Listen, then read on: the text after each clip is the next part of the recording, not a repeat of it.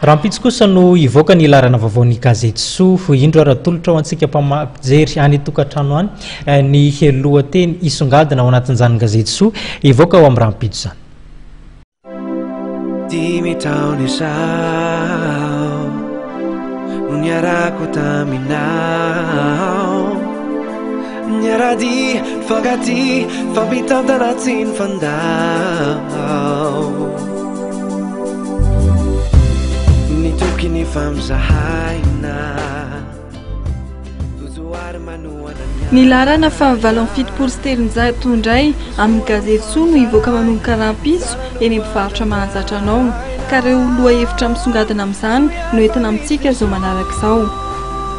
Toy ny hoe lamôdin'ny combinaison io indray ny lamaody atolotro soa ho antsika Rampitso indrindra fa ho antsika vehivavy tsy manara-damaody.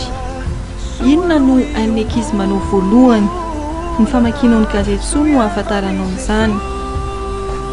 Ny fitondrana voaka tokony tandrina ny lanjany ve ny vehivavy mitondra voaka, resaka fahasalamana io resahan'ny Soa io indray.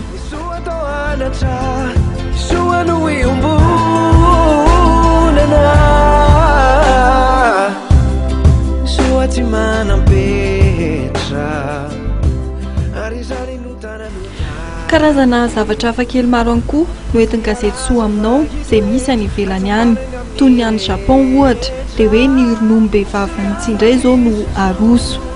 Misy farihy mavokely, izany koa dia zavatra hafakely indray. Ao amin'ny Arabia Saodita tanàna sandoka ho an'ny maro.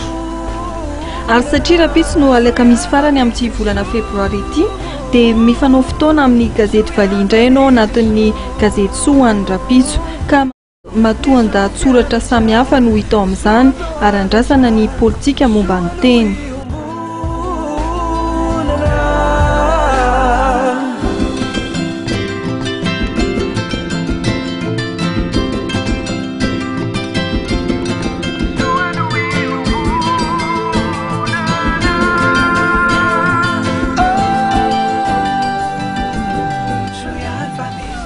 Aza donona raha dia ny Rampitso ny anjara gazetinao Soa eny amin'ireo mpivarotra mahazatra anao.